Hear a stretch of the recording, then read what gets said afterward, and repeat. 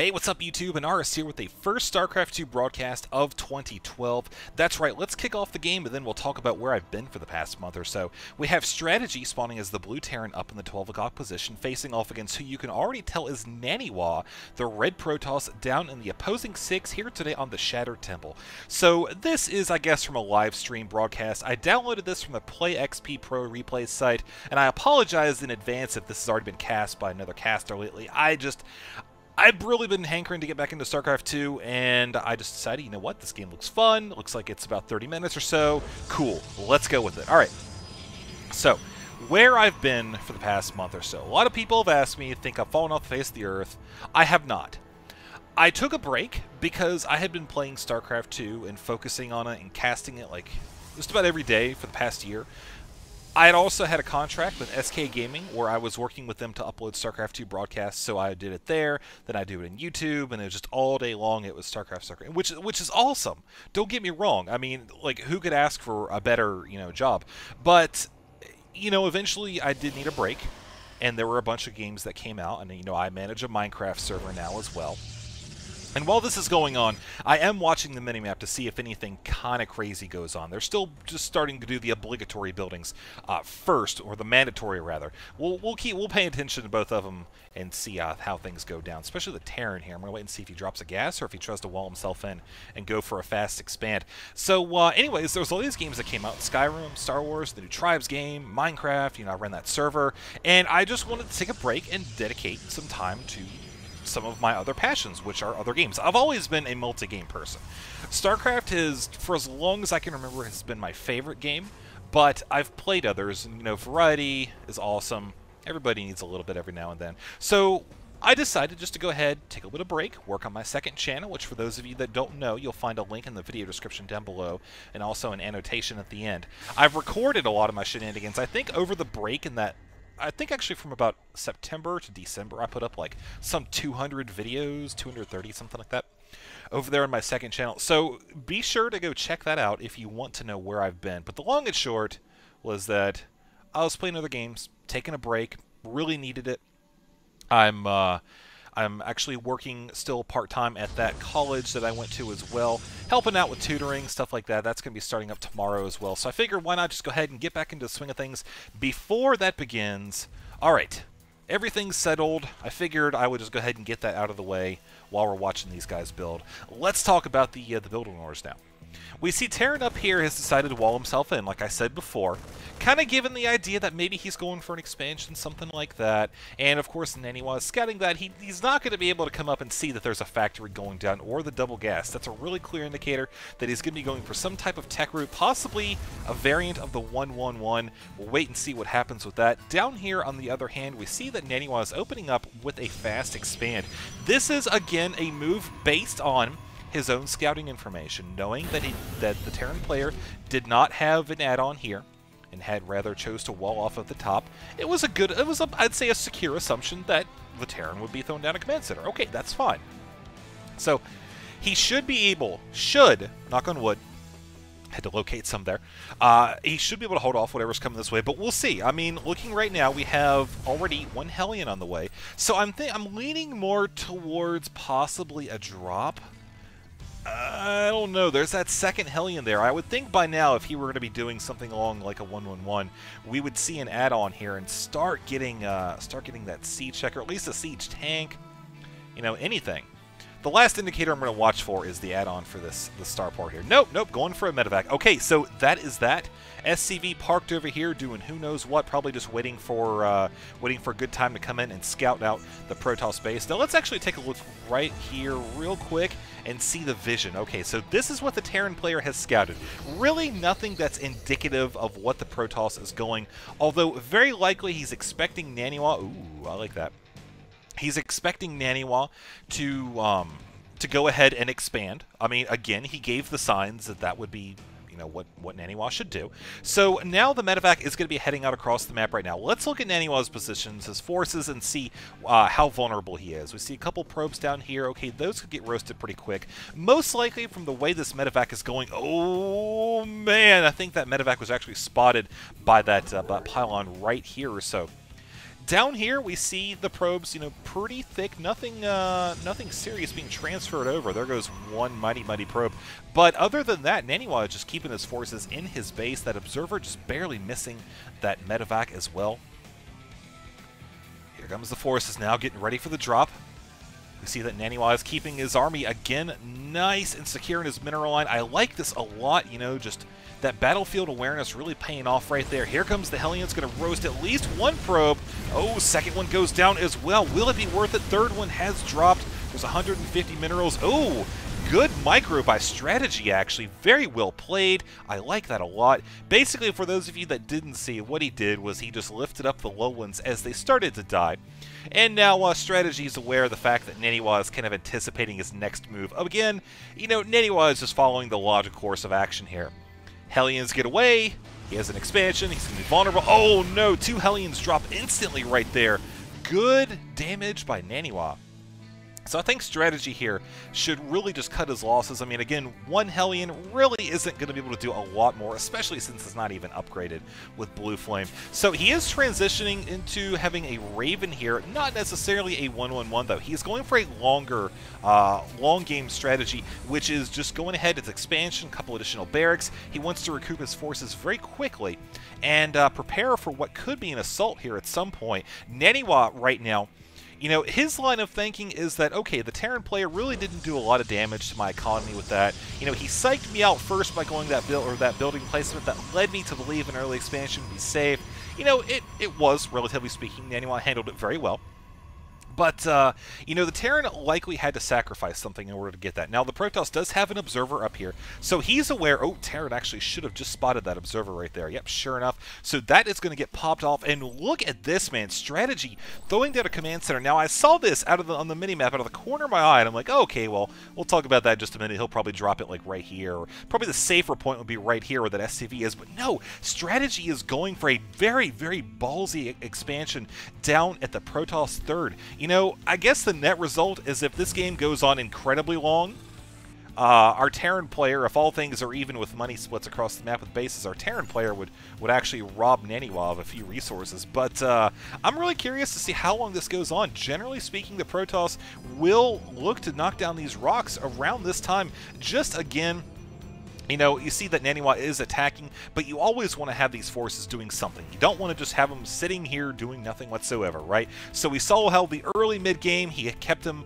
in his mineral line and anticipated that drop, and now he's moving forward to put some pressure on the Terran's base. Now, you see he's dropping down a second command center here. It's already an orbital command. So with 3 orbital commands, he's going to be able to get such a huge amount of income with Tri-Mule. That should be like an achievement. Tri-Mule upgrade unlocked for the Terran player. But 40 to 32 on the workers right now, so Naniwa is looking pretty good at that regard.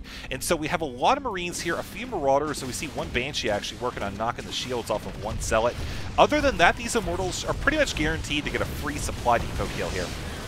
And that's mainly because this observer giving vision of the high ground. The Terran is going to be forced to retreat just a little bit until some of this gets cleaned up. Oh, got to watch his forces there. Those Marines could have been taken out very quickly. You know, a nice force field if those had run down just a little bit more, isolated them right here. But now Naniwa realizes, okay, that's a lot of Marines. I don't want to push my luck. I want to get a better idea of you know, what else is up there? Maybe I can cause the Terran to overextend himself just a tiny bit, which he did right there, taking out some Marines. Okay, that's fine. 200 minerals. Oh, good save by strategy. Very nicely handled indeed. So down here, everything is looking fine. We do have a robotics bay. And also notice how that expansion, you see it's sitting right here. Strategy, even though he is under attack, he has still managed to slide that command center. See, that was a SC1 joke. Slide it over to this expansion right here, just barely out of range. And all the while, look at this. These mules are just annihilating this expansion. This thing is going to be out of minerals by the time Naniwa gets down here and does anything. Oh, but look at this. He's bringing over some zealots as well. And we see the forces still kind of continuing to dance around each other, but not quite committing to an engagement, which I think is the smartest thing at this point. So as far as units lost so far, we see actually resources 650 to 600, and income is still relatively close without the mules, but when you throw those mules in, man, Terran is just ripping this place up dry. He's already got these things knocked down a good about 400, 500 per patch. and Strategy keeping an eye on Naniwa's forces over here. As the SCV see that, okay, the Terran is aware of the fact that this attack is coming. The SCV has retreated back to this mineral line, again, just to see if it could do any more mining. But look at this, Naniwa is going to come up here and make the grand discovery. Oh, what is this? Naniwa is probably cocking his head sideways like, LOL, what? What is going on here? So the mules perfectly timed, just wear out. The SCVs are going to make their escape. Oh no, it's the run of the workers. The probe versus the SCVs. SCVs win, but only to meet their doom down below. Oh, that is just so sad. But you know, I feel like those SCVs did their job.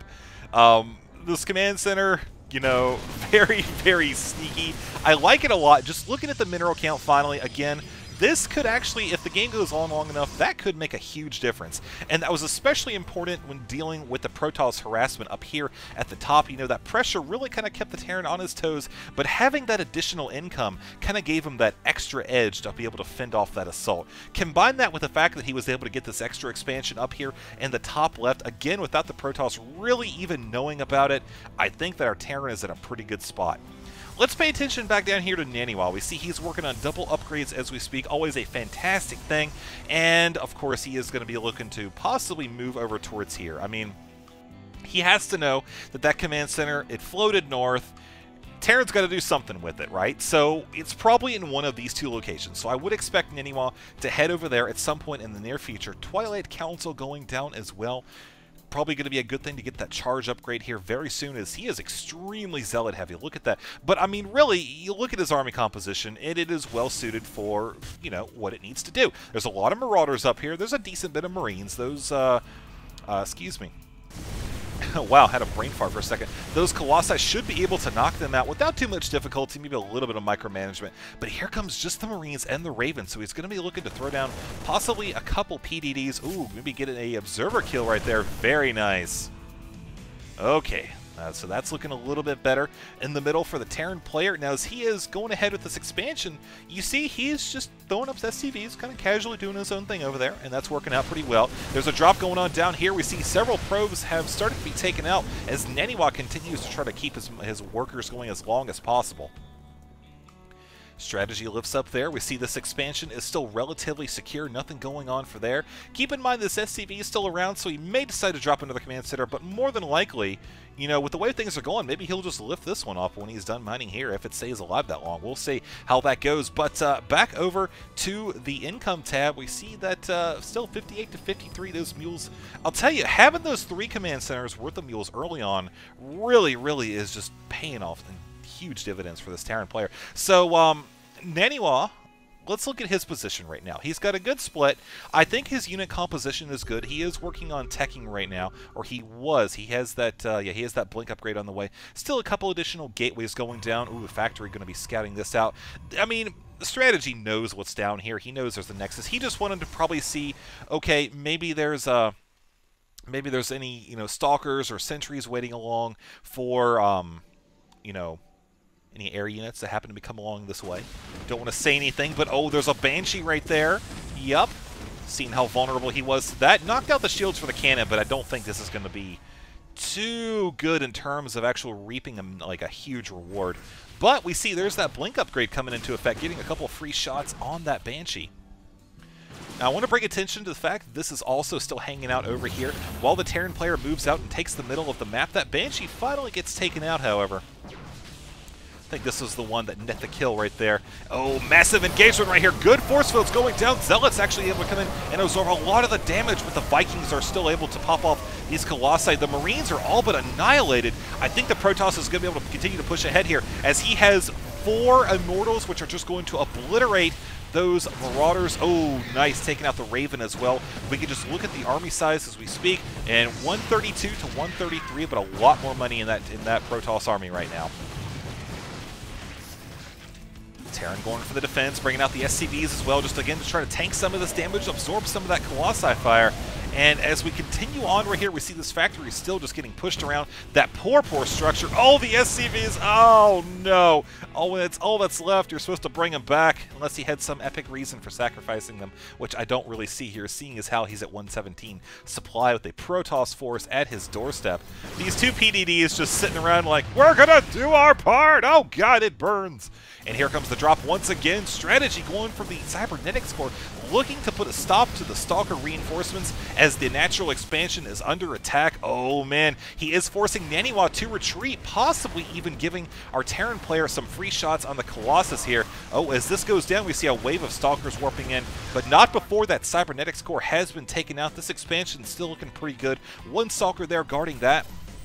As our Protoss force is keeping towards the middle, we see Terra now trying to regroup, get some more of that income coming here very quickly. Look at how many Marauders he has. Let's just take a quick look and see 24 total on the screen. We can actually just do that quicker by looking at the Units tab and see 15 Marines as well, a couple Vikings. He's probably going to want to go ahead and get some more of those. I mean, again, we see there's still 3 Colossi on the field and a lot of Stalkers right now, so we're going to have to see some more Zealots here. Oh, but Archons coming in, big, heavy hitters against those biological units. A couple additional gateways going down at the third base for Naniwa as he looks to take his high yield. He's probably feeling in a pretty secure spot right now. You know, he went up, he shook up the Terran base a little bit. You know, he managed to defend his own down here. He lost the Cybernetics Core. Okay, that's not a huge deal. It's not like any major upgrades were lost or anything. The Stalkers were able to come in before it was too late. So this expansion, mind you, is still going. I mean, don't write the Terran player off here. He is still sitting in a really good spot at this point. You look at the income 61 to 63 as our Protoss player is scanned. So now Terran has an idea of the unit composition here. We'll see him possibly move out to engage or decide to stay down here, or stay up here rather, and wait for the Protoss to come to him, which I think right now would actually not... Oh man, we're going to see these poor SCVs. Oh no! Oh, this is not in the worker's contract, but it is going to buy the Terran enough time to get in range of the Archons without being under fire. I think the Terran has a pretty good concave right there as we see him starting to encircle the Protoss forces. Those Colossi are going down. Naniwa is losing so many Stalkers. All of his Colossi have been obliterated. We're seeing the tides turn in a big way here as strategy continues to move out down towards the middle of the field. He has reclaimed the Xel'Naga Watchtower. Looking down here, this is looking pretty sexy. This expansion also could be coming under attack, and you see there's the Terran So Imba as Naniwa is realizing, oh man, what is going on here? This guy has definitely got a lot of forces. Something crazy has got to be going on. I'm kind of surprised that he has not scouted out this expansion yet, as we see the Terran player moving out once again. The Zealots looking to engage, but this is very easily thwarted by some simple kiting by our Terran player. Oh, but the Stalker's blinking in, and here comes the reinforcements. This could turn into another epic fight, folks, as the Marauders are just working their way through these Zealots bit by bit. Next up, you got to take out those Archons. That's a huge amount of money lost for the player. Naniwa, that is. Expansion down here looking good. This one's safe as well.